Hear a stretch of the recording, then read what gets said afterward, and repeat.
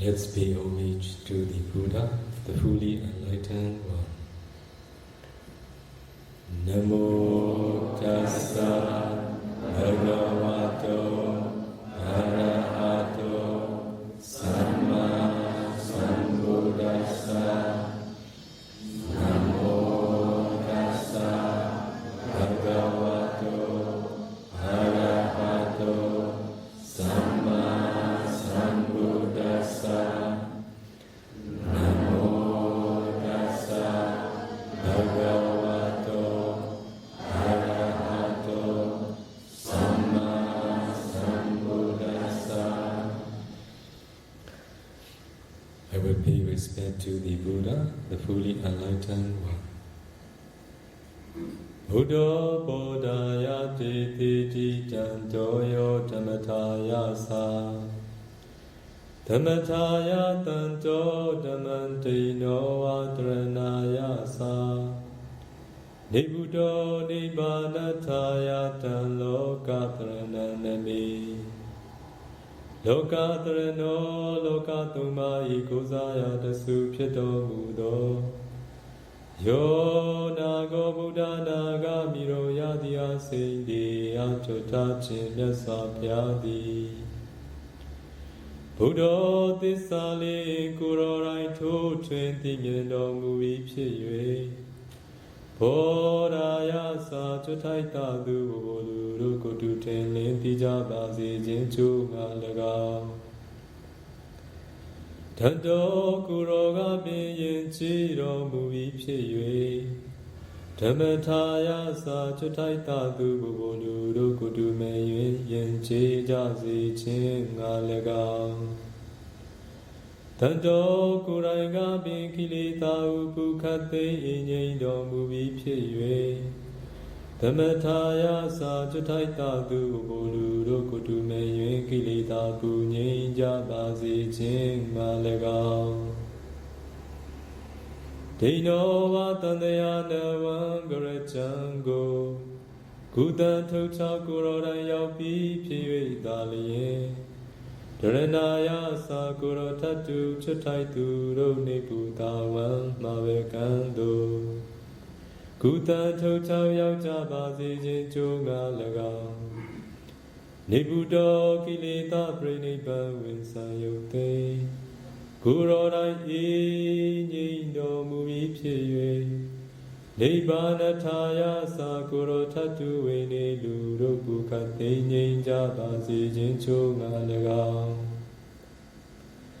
ဓမ္မနေစဉ်လေးနဓမ္မစကုဒေတိတိကရုဏာရှိထာမေတ္တာဖြင့်ဟောကြားတော်မူခဲ့ပါပေ၏လောကတရဏံလောကသုံးပါးဤကိုးစားရာတဆူဖြစ်တော်မူသောတဏ္ဍာဂဗုဒ္ဓနာဂမိရောယတိအစိန်တေအထုထာထုမြတ်စွာဘုရားကိုနမေနမာမိကိုနှုတ်နှလုံးသုံးစုံပြောင်းပြောမံကိုလျှော့၍ကတော့မြတ်နိုးလက်ဆုံးမိုး၍ရှိခိုးဥညွတ်ပါ၏မြတ်စွာဘုရားမြတ်စွာဘုရား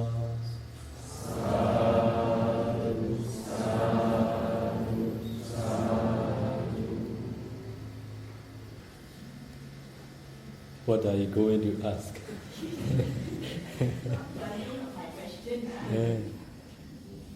Okay. Now we ask something related to the meditation. Can Bhante give your views on the hindrance, sloth and torpor, and how to deal with this hindrance sufficiently? Sloth and torpor, especially when we practice meditation. We all feel at a certain time sloth and torpor. There are many reasons. As we all know, if we get the opportunity to do something what we are very interested in, we have no sloth and torpor. Because of this reason, if we have no interest on what we are doing, we will easily feel sloth and torpor. This is one of the reasons. Another one is because if we feel bodily tiredness, at that time also we may feel sloth and torpor. Sometimes because of the food we eat. If the food is so oily, sometimes even for local people, if it is so oily, they feel sleepy too. They feel sloth and torpor.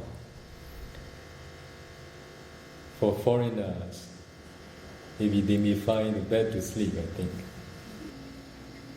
Another thing, because of lacking of mindfulness. When the mindfulness is weak, at that time also, we may easily feel sleepy because of sloth and torpor.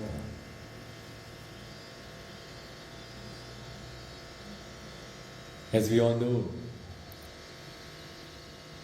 we humans delight taking sensuality. As all the sensual objects, they are colorful and attractive. Because of this reason, with sensuality, we don't feel sloth and torpor, we don't feel sleepy because of having attraction and because they are attractive and colorful. But for the meditation object, there is no attraction. It is not colorful, it is not attractive. Because of this reason, we may easily feel sleepy due to sloth and torpor when we practice meditation. As you now know, all the sensual objects, they are colorful and attractive. Because of this reason, they can attract our mind.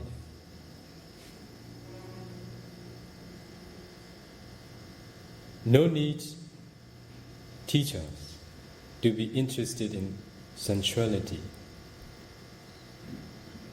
As our mind delights in something which is colorful and attractive, understanding this,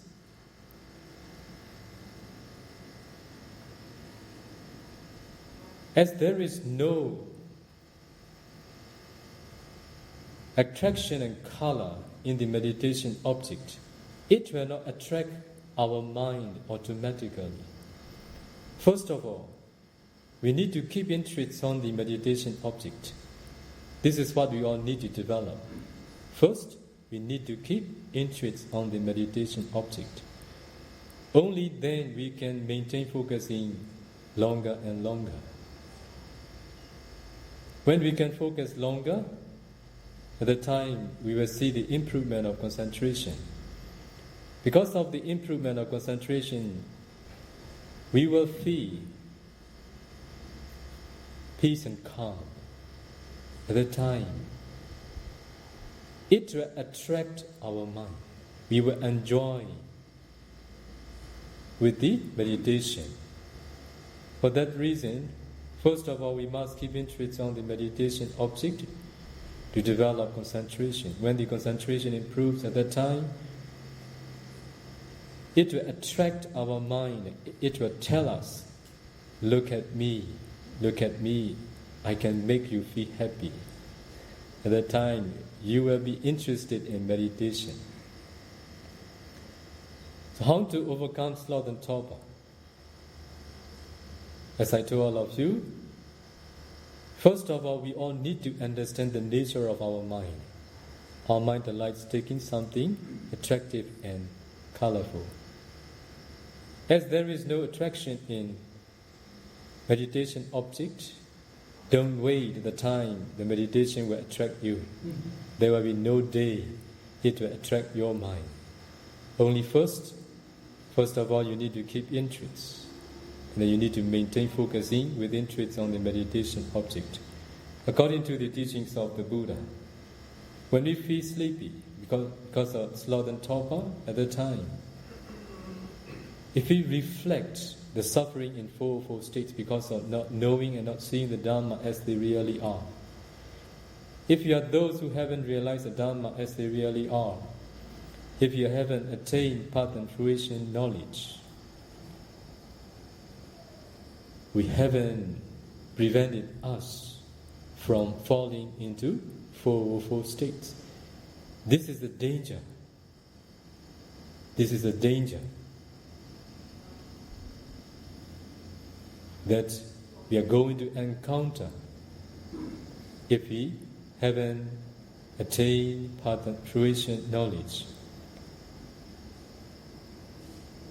Who attain path and fruition knowledge? Those who know and see the Four Noble Truths.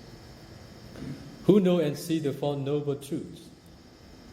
According to the Buddha's words, according to the Buddhas, the one who is concentrated knows and sees the truth as they really are.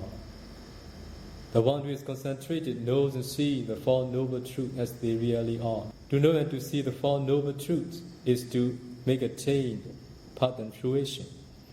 If we are sleepy, if we feel lost and torpor all the time we practice in meditation, how can we develop concentration? If you want to realize the Dharma without having concentrated mind, there is no way. For that reason, to develop concentration, you need to encourage yourself. You need concentration. If you are feeling sleepy, you can never develop concentration. By reflecting the suffering in 404 states, you can overcome from sloth and torpor. This is one way. Another way, the Buddha gives suggestion. If you feel sleepy, very sleepy at that time, you can open your eyes and look at the outside bright light. By looking at it, to certain time, certain period, you may feel fresh. At that time, you should close your eyes and start your meditation again. This is a way to overcome sloth and torpor. By doing so, if you can't overcome, what is it suggested? Is to pull your ear very strongly. Very good. You can overcome very quickly. Or if you can't overcome, stand up and walk. Do walking meditation. You may overcome it. The Buddha said, if you can't overcome, go to bed. This is the last remedy for you. Okay. Thank you, Bhante. The next question. In overcoming wandering thoughts, Bhante teaches us to use determination. Could Bhante explain how determination works, how long it works, and how this determination comes from the mind? I usually suggest meditators to be determined. If we are determined on what we are doing, we can do better. Be determined here means, in Pali, to have chanda as a predominant factor. In Pali, we say chandadipati.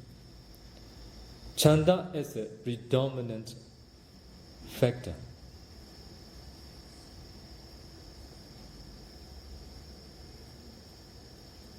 If you have strong wish to do a certain thing, if it is really very, very strong,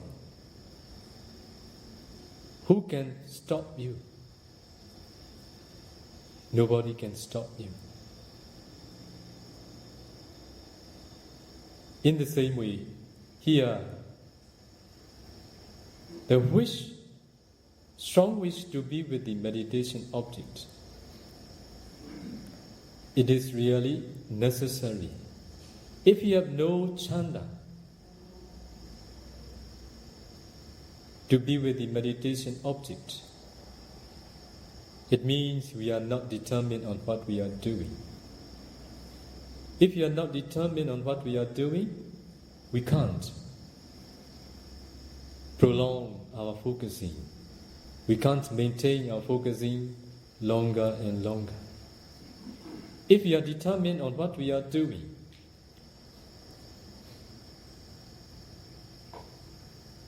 the mind which is determined is a mind that is to be with the object. If you are determined on what you are doing, you will not allow your mind to take any other objects. When we practice meditation, wandering thoughts arise just because we allow. Do you agree with me? Just because you allow. That's why you wander, or you had a lot of wandering thoughts. As I told all of you, whatever we do, we need to apply the mind on the things that we are going to do. Without application mind, we can't know. We know the meditation object such as in-breath and out-breath because we apply the mind on the in-breath and out-breath. When you are applying your mind continuously on the in-breath and out-breath, you know nothing. You know other things. You will not know any other things. But as you all have the same experiences, when you practice Anapana meditation, you are focusing on the meditation object with background thoughts. Why do we have background thoughts? Because we apply the mind on the thought. Without application mind, you can't know. You can't think. But the mind is so quick. Because of this reason, it is applying the mind. You apply your mind on one object after another. One is because of samsara habit. Along the rounds of rebirth, we have such strong habit. Because of this reason, we are not happy to be with one object.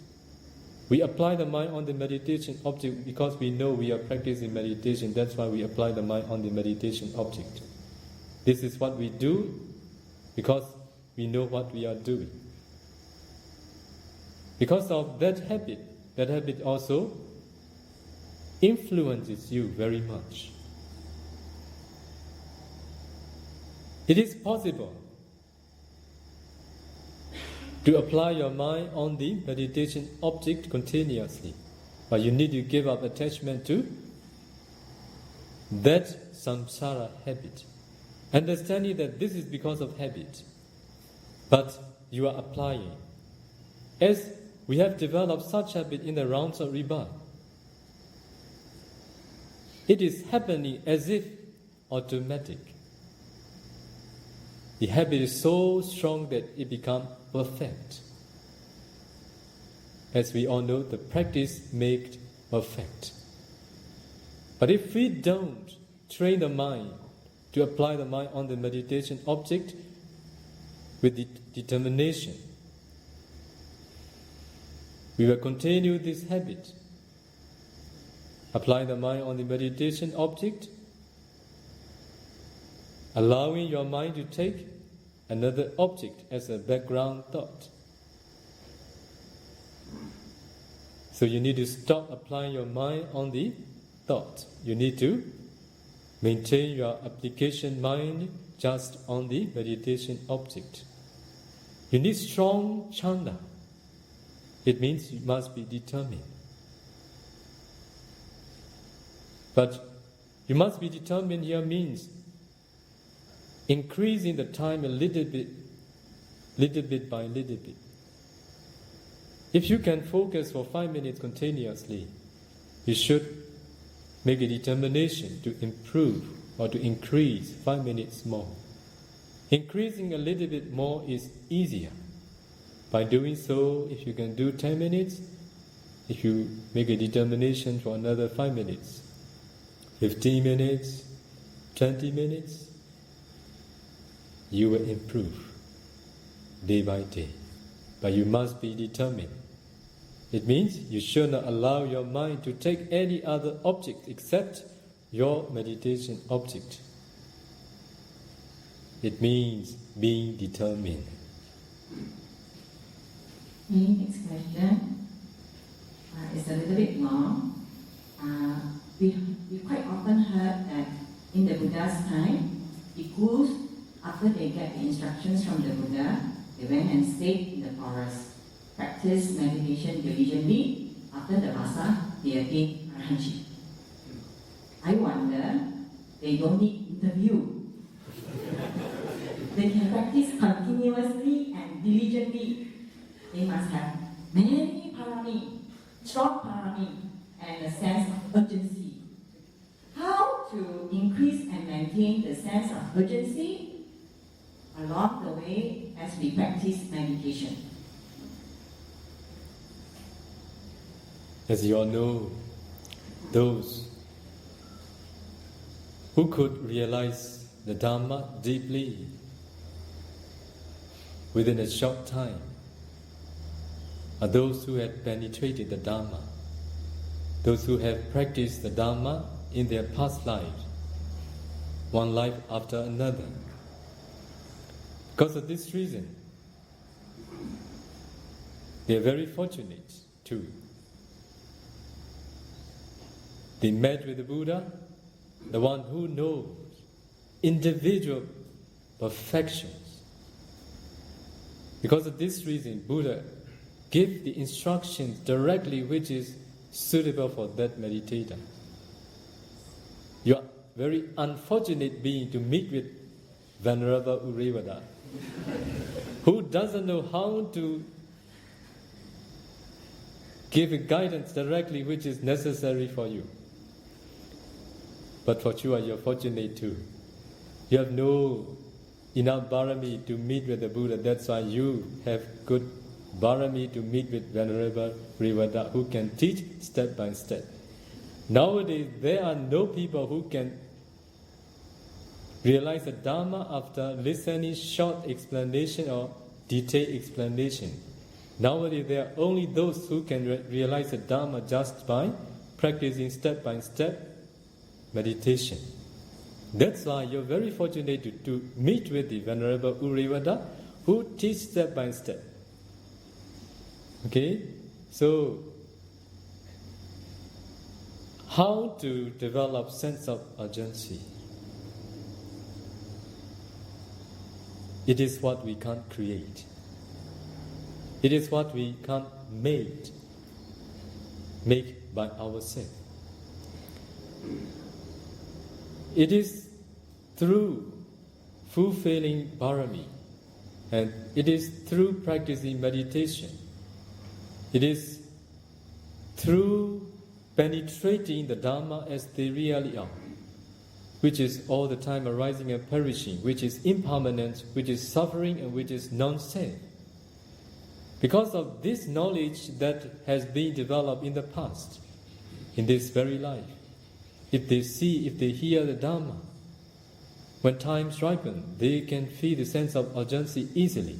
It is just because of their practices in the past. It is what we can't create by ourselves. It has its causes. That's why in this very life, we all need to listen the true Dhamma again and again. We need to practice the Dhamma to realize to a certain extent, deeply as they really are. Even though you can't attain path and fruition knowledges in this very life, if you have realized ultimate mentality, materiality, causes and their effects, it will be the causes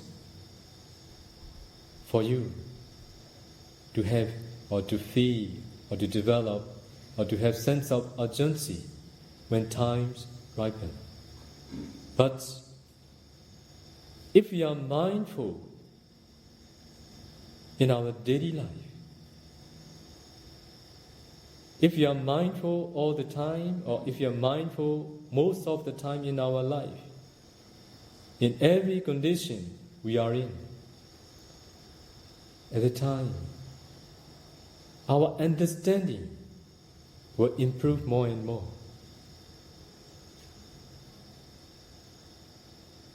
What has been covered to see will be seen because of being mindful one day.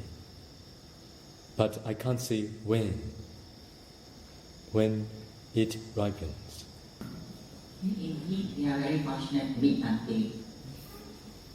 In some Dharma teachings, Bhante explained, for those who have not realized the Dharma, they see many things as many things.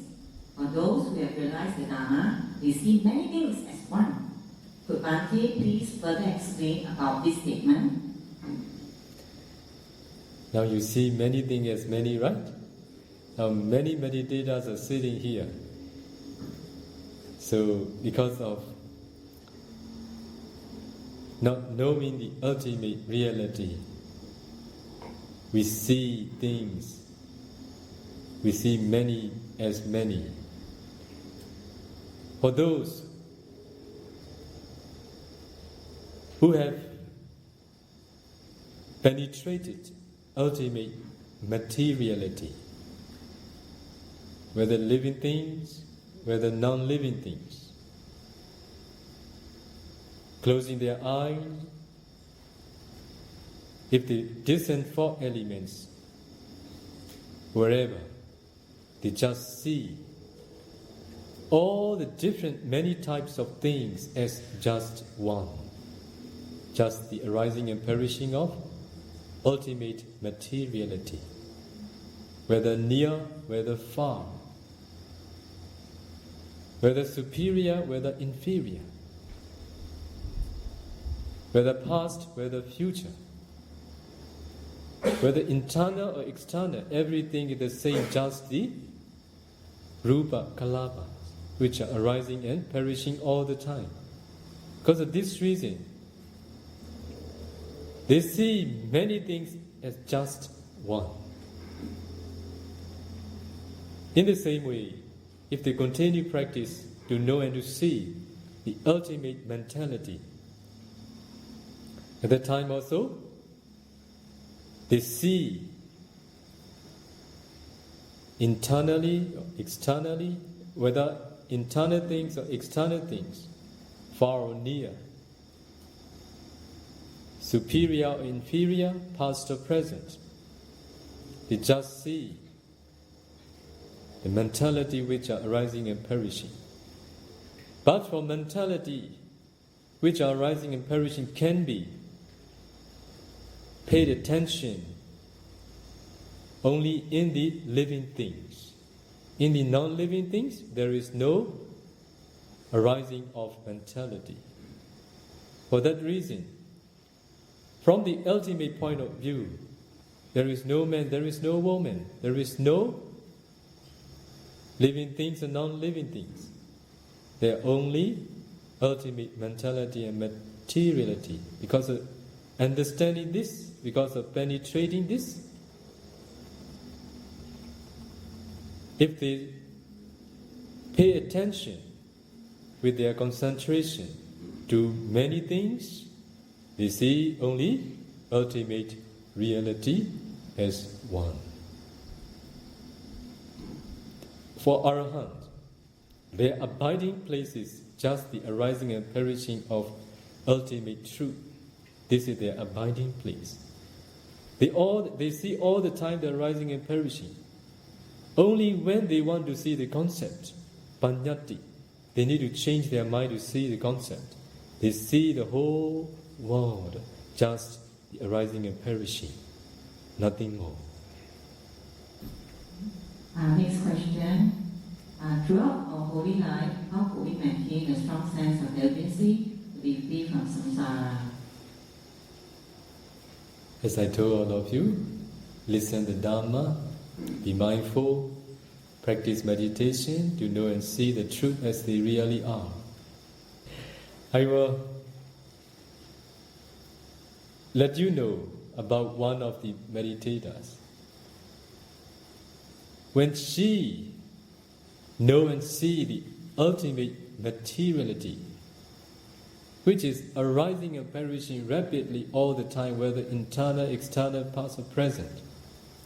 At the time, she didn't know, didn't pay attention to past rupa. Because of this reason, when she know and see the internal and external ultimate materiality, which are arising and perishing rapidly all the time,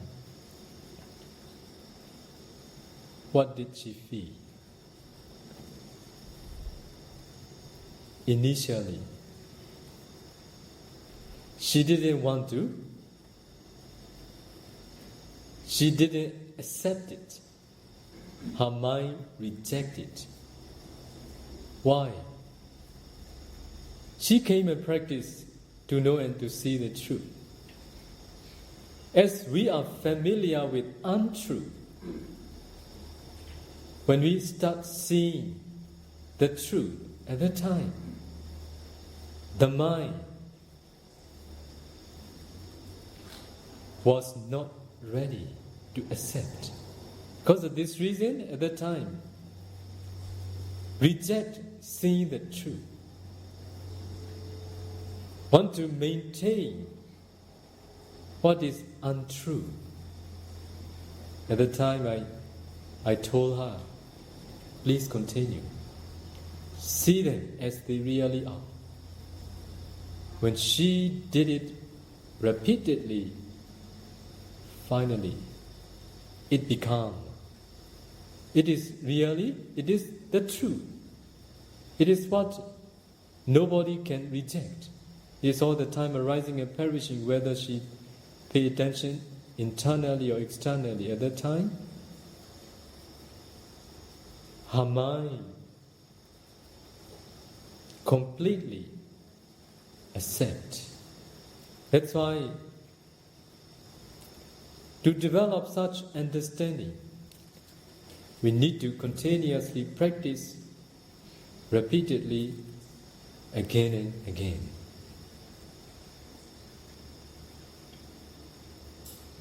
Because of this reason, only when she could accept as they really are, her insight knowledge matured.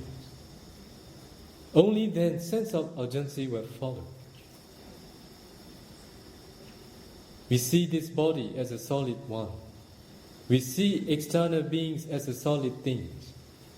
Because of this reason, we are familiar with it, familiar with them.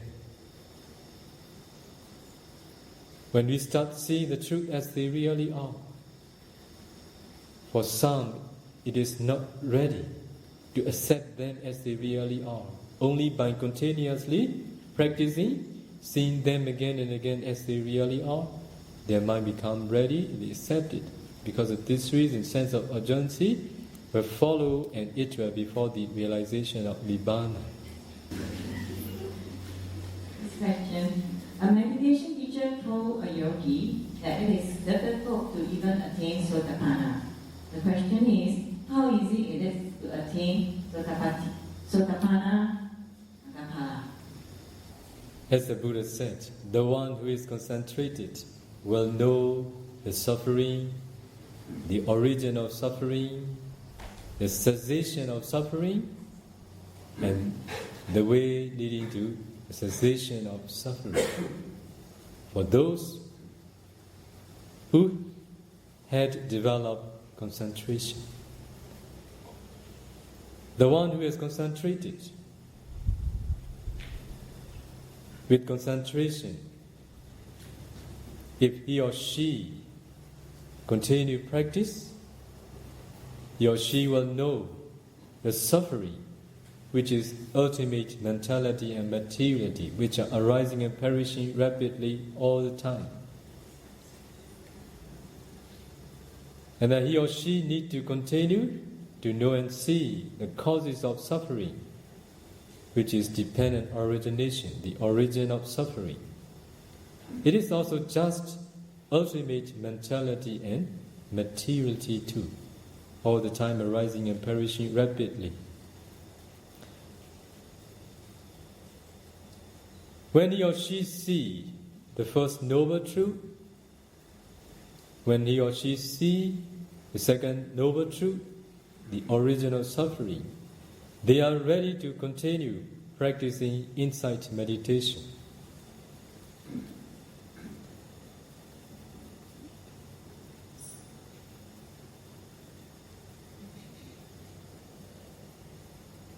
If they have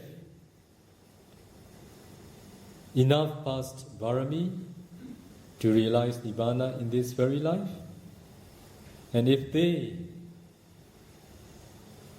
continuously practice insight meditation in this very life, I don't mean they will easily attain, but if they continuously practice again and again, until they attain, they will attain. I repeat, I will share with all of you what I have experienced along the teaching, along the way I'm teaching. I have some disciples,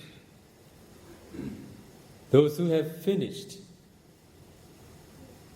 the courses, how to practice meditation here. But they haven't attained path and fruition. But as they are young, they plan to study Pali commentary. So they approached me and they asked me permission, as they have finished the course how to practice meditation up to insight meditation.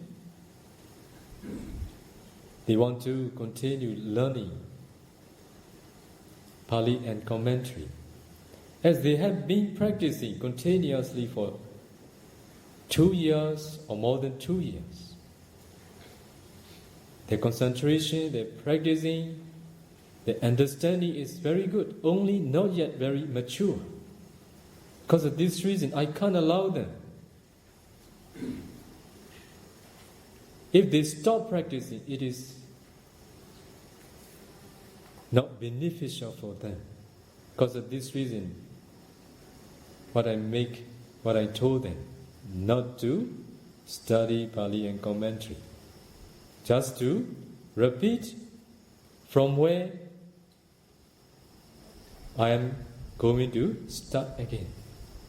Some, I told them to start from Rupa meditation, materiality meditation, and then Nama meditation, mentality meditation, and then dependent origination, and then Lakkhana, Rasa, Pichu, Padana, Baratana, characteristics, function, manifestation, and approximate cause of ultimate mentality, materiality, and their causes.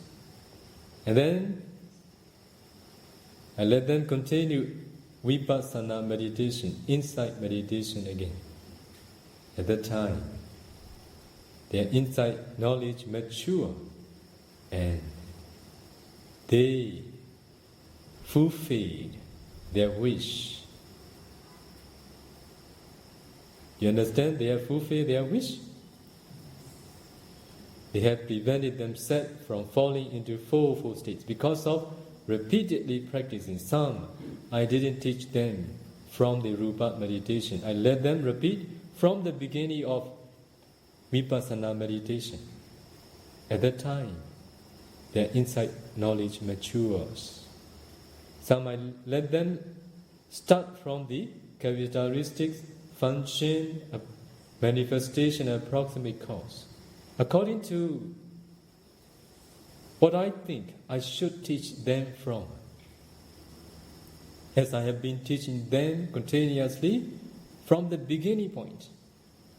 do the insight meditation. That's why I know them. That's why I adjust my teaching for their realization. For that reason, those who know and see the first noble truth, the second noble truth, those who know how to practice insight meditation and not yet mature, please don't stop and do anything. Just continue your meditation. As you have known the first noble truth, the second noble truth, which are arising and perishing rapidly all the time, if you continuously practice until your insight knowledge mature, you will see, you will know. Or you will see Nibbana. Okay. Dear Venerable Bhante, is it possible for a monk or a nun to disrobe and get married after he or she has attained the first path and friction, that is Sotapanna? For layperson, it's okay. For layperson, they will not do it.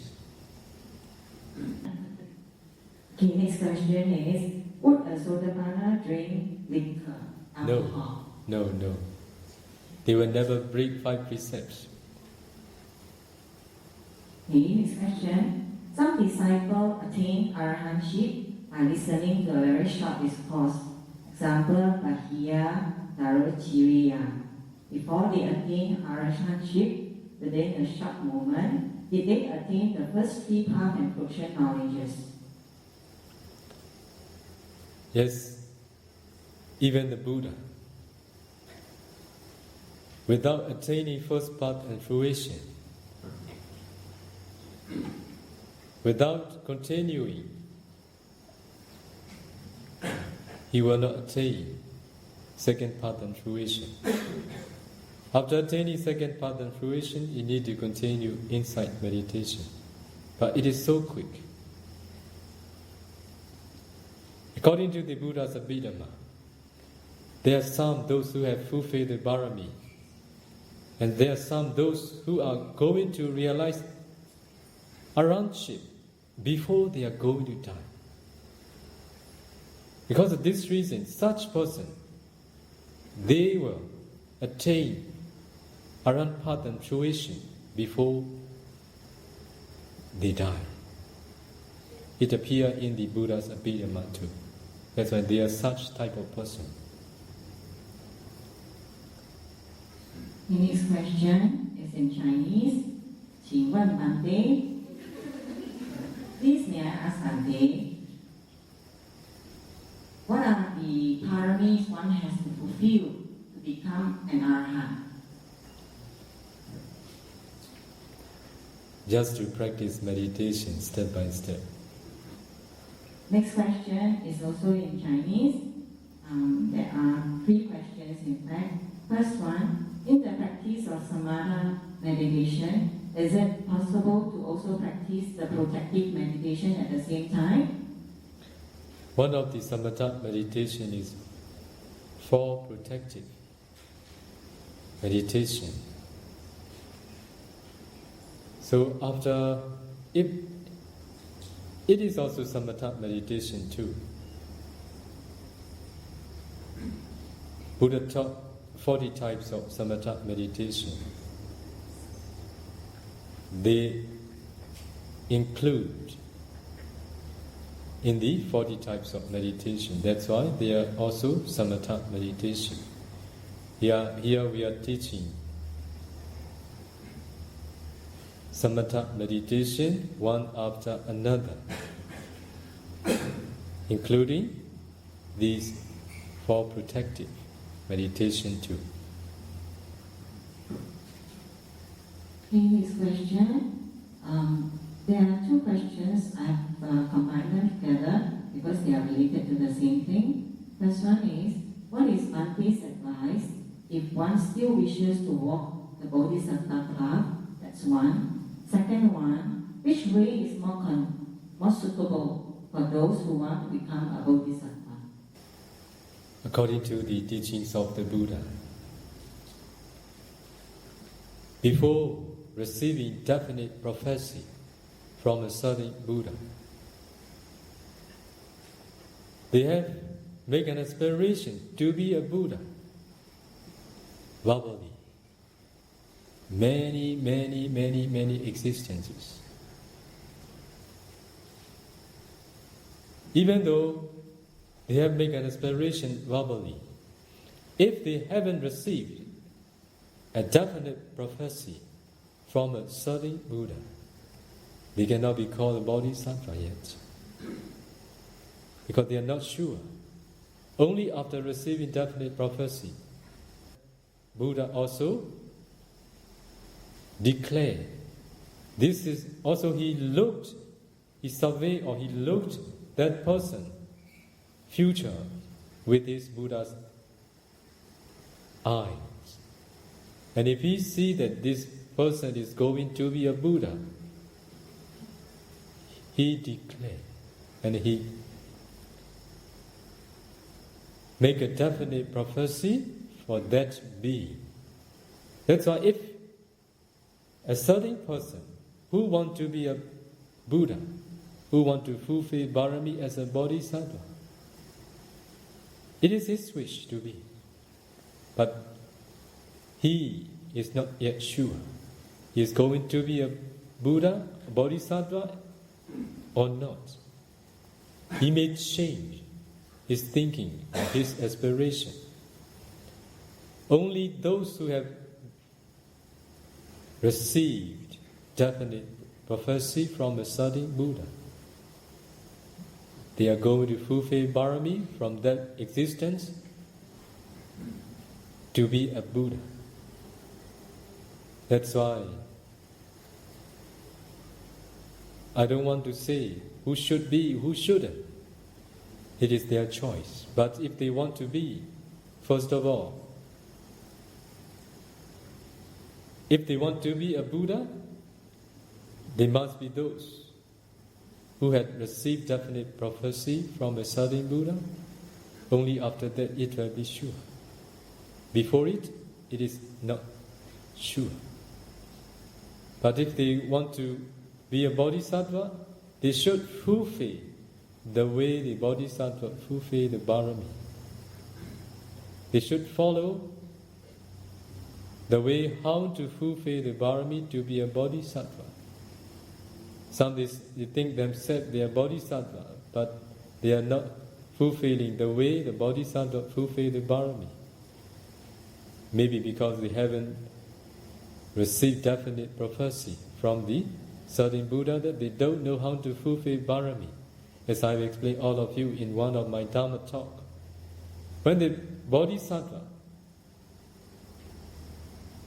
who received a definite prophecy from a certain Buddha, they know by themselves, without any help, how to fulfill Bharami and the order to fulfill the Bharami. It is the ability of the bodhisattva. This question is, how should one have consideration for and benefit others at the same time, stay mindful of one's meditation object? We can do for the good benefit of others. Sometimes directly, sometimes indirectly.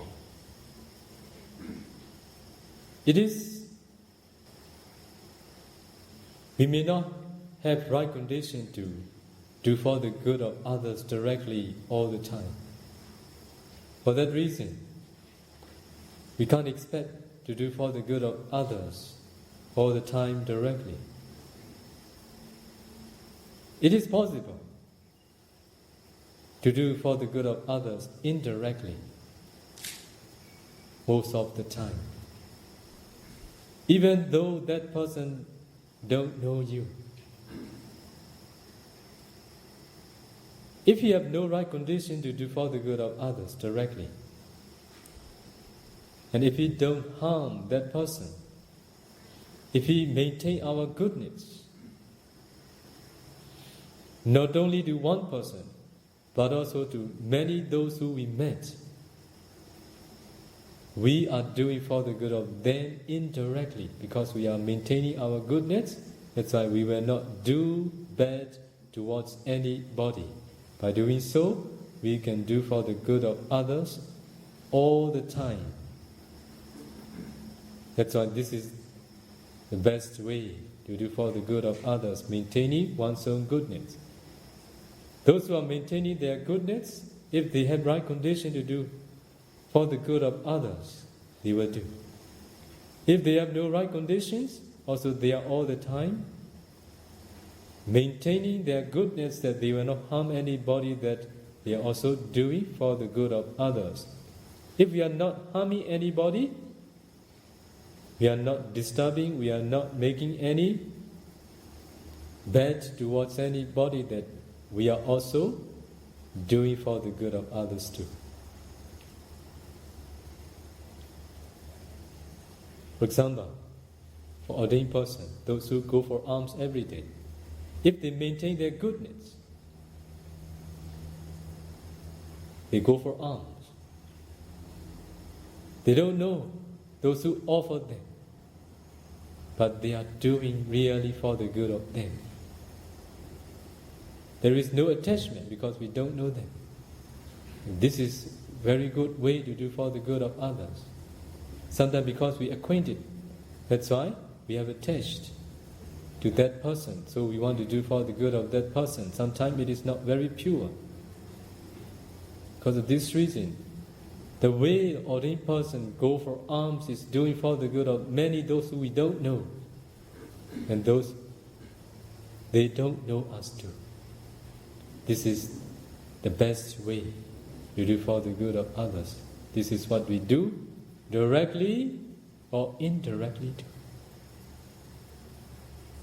That's why for about meditation object, when you are practicing meditation, just think about how to maintain focusing on the object. If you are trying your best on your meditation practice, you are doing for the good of you, you are not harming anybody. That's why indirectly you are also doing for the good of others too. Next question. Sayadaw U Revata, generally speaking, the way of teaching and learning by the traditional conservative way, that means the traditional Eastern way, is different from the modern outspoken way, that means the Western way. Which way of teaching and learning is more conducive for the attainment of Nibbana? Western way. It is very good for the development of materiality. But for the spiritual development, if we choose Western way, it will not lead for the realization of Nibbana. Why? No one can teach the way leading to Nibbana. We can't make shortcuts. There is no way to reach or to realize Nibbana by following the shortcut. So we need to follow the way the Buddha taught. If someone can make the way leading to Nibbana, they must be omniscient Buddha. There is nobody who can teach the way leading to Nibbana except the Buddha. Why do we teach? Why can we teach the way leading to Nibbana? Because just we follow the words of the Buddha and we say what the Buddha said. We taught what the Buddha taught. Because of this reason, we can teach the way leading to Nibbana. That's why, for about the spiritual development and for about the realization of Nibbana, we should maintain the original way of teaching. We should maintain the original methods, and we should teach that original way of teaching. Only then we can expect to realize Nibbana.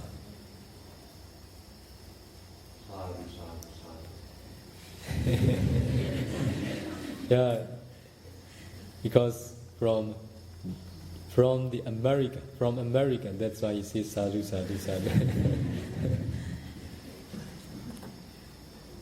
Next question. We heard that Bhante has become one of the Mahanayaka for Pa'ao Toya. The question is it possible that Pa'ao Toya becomes a place not only for the attainment of Nibbana, but also a place that can produce genuine Arahant? It depends on their sense of urgency. If they have no enough parami to attain arahantship, how much they try, it is impossible for them to be arahantship in this very life. That's why it depends on their parami, their sense of urgency, their wish to be arahantship. Some, they want to be, but their parami is not enough to be arahantship in this very life. That's why they need to continue another future existences, one or two more. Only after that they may attain arahantship. That's why I must wait. Next question. This person is asking about just meditation only can attain arahantship. That is the main gist of the question. I'll read the context. We are always being reminded just to meditate and don't do other things. I remember I read some Dharma book, the Bodhisattva study and memorize scriptures in many past lives. Don't we need to practice Pariyati as well as Patipati, even though we just wish to become a Savaka only? For example, if we do chanting without understanding and memorizing the meaning, the benefits will be lesser. So, we still need to study and not just meditate only. Is it correct? According to what I observed along the way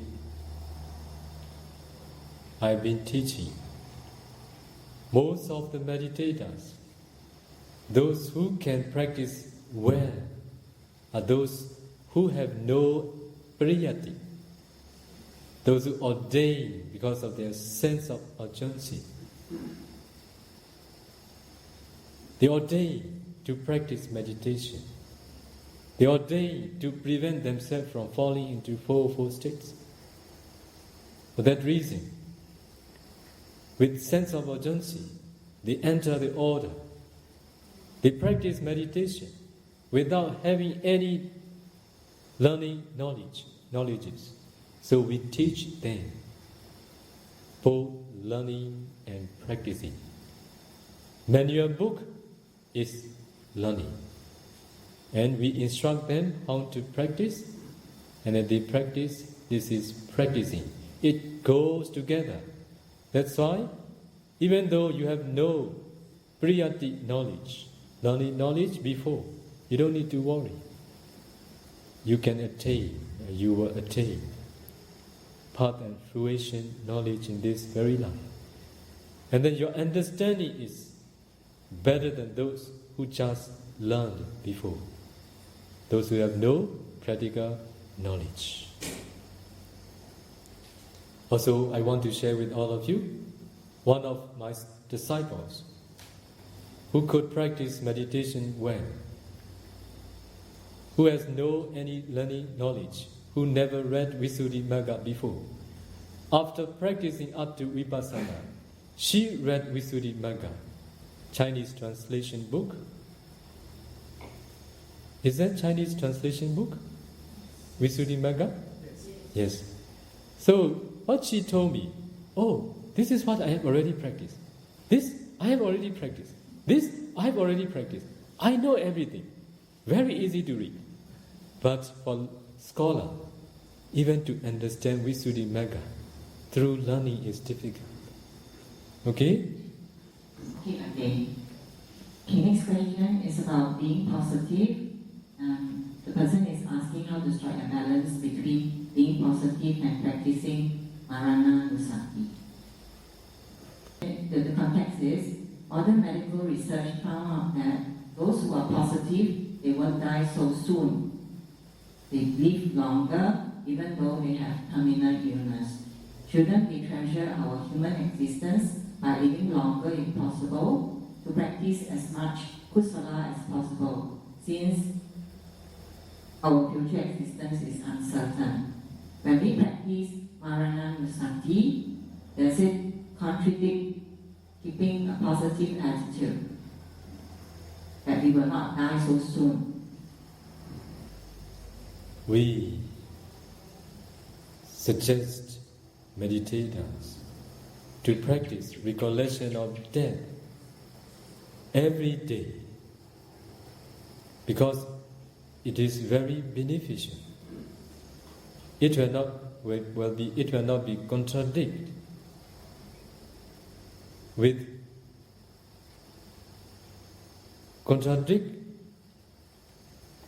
with the way they thought. Even the Buddha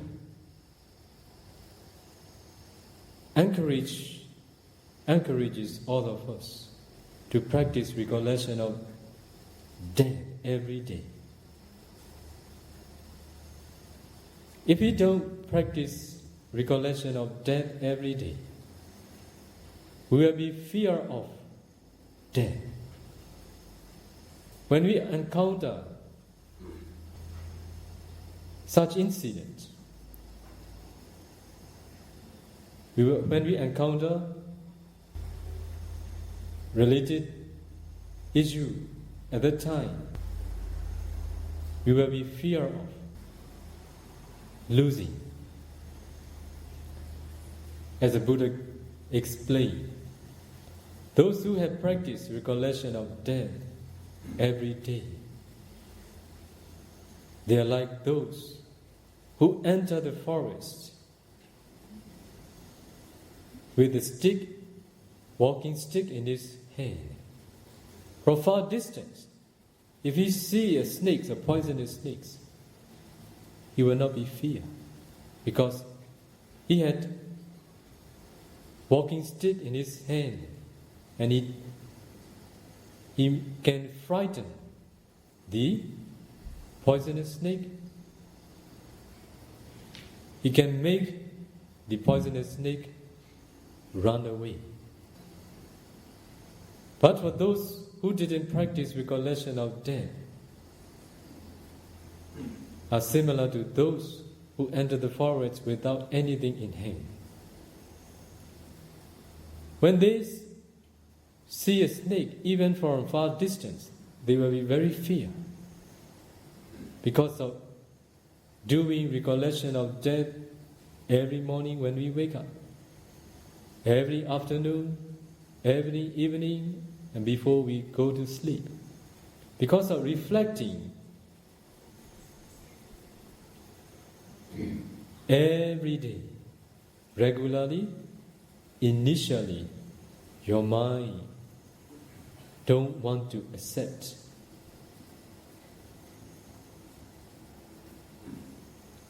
your own death.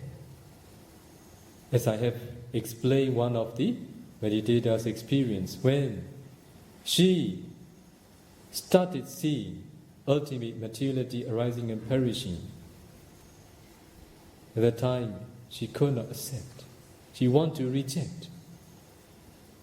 But because of seeing again and again, repeatedly practicing, finally, that understanding becomes his or her life. In the same way, because of doing recollection of death every day,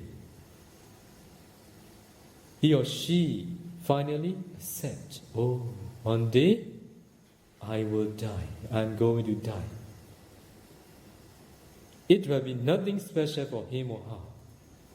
Because of this reason, their mind become ready to face the death. This is not for the bad, but for the good. That's why don't need to be afraid of practicing recollection of death. It is not related to lifespan. If you have long lifespan,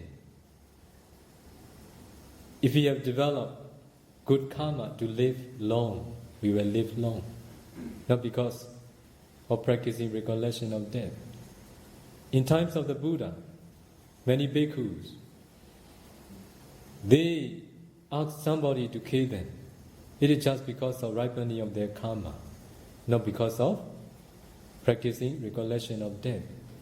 Buddha teach them recollection of death to make them ready, to make their mind ready to accept their ripening of karma. As they have no fear at that time, as their karma ripen, when somebody kills, they are very willing. Please kill me, because they want. With the ripening of karma and with the readiness of their mind. Buddha helped them, help their mind to be ready. Next question. If the Buddha talk about an end of samsara, will there be a time when all beings are liberated? No, it is not for everybody, just for those who make an end of suffering. There will be no more future existences because of cessation of the causes. That's why all the beings cannot be liberated when this world is destroyed. Okay? Even when this world is destroyed by wind, by fire, by water, the being will not be liberated. They will be reborn somewhere they should be. This question is about Nibbana. We heard Bhante say that Nibbana has no light. Why is it called an light Dhamma? Nibbana has no light. When did I tell you? Bhante. He says that we always talk enlightenment has to do with a lot of bright light. Because of vipassana practice. Because of the support of samatha meditation and vipassana meditation, the light becomes brighter and brighter. Nibbana, where there is no arising and perishing of ultimate mentality and materiality, the Nibbana itself is peace and real happiness. We don't talk about light, we just talk about where mentality and materiality ceases. As they attain path and fruition, taking Nibbana as object after practicing insight meditation.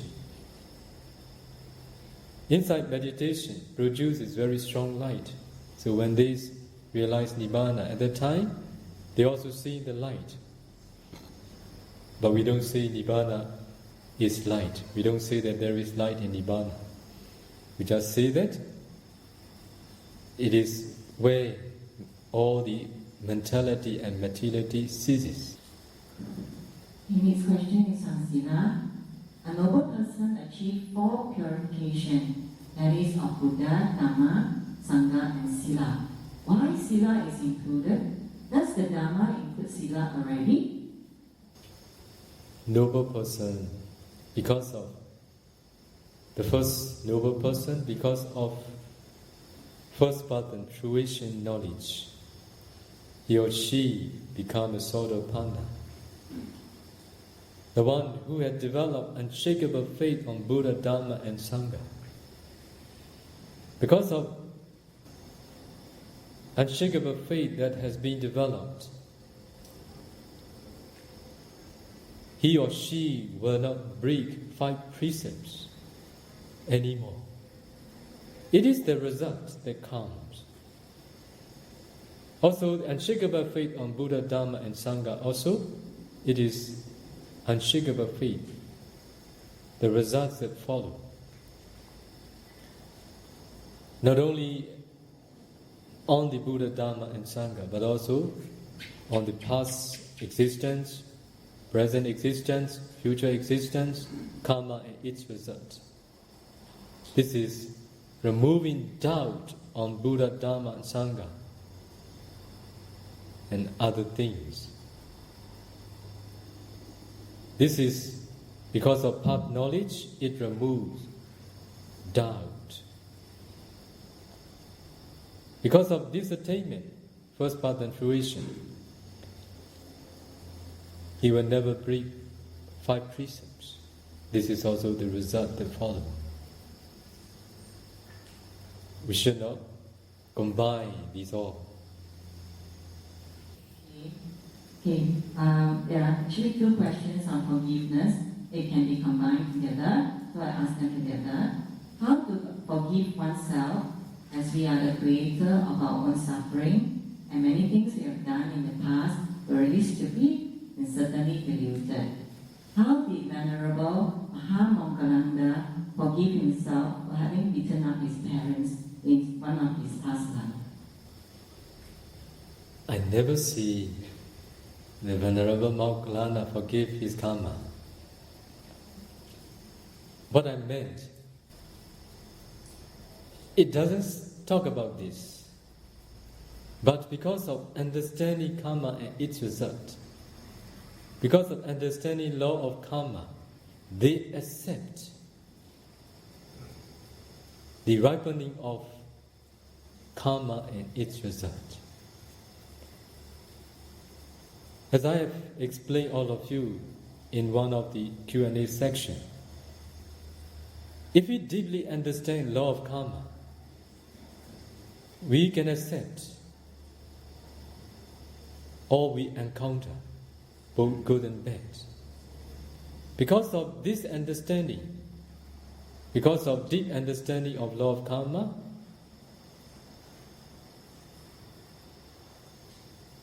the ability to accept things as they really are can be developed easily. Because of this ability, they can forgive themselves and others. This is the understanding that follows after deeply understanding on the law of karma. As a Venerable Moggallanda, the one who went to see the hell beings, who went to see the celestial beings, asking, what is the karma that makes you suffer in the hell? What is the karma that makes you happy in the celestial realm? He knew the karma very detailed. Because of this reason, the deep understanding of law of karma will make you be the one who can forgive others easily. The deeper you understand, or the more you understand, the more you have ability to forgive others.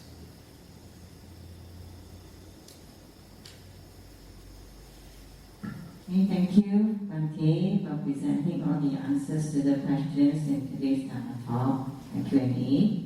Bhante, be always well and happy.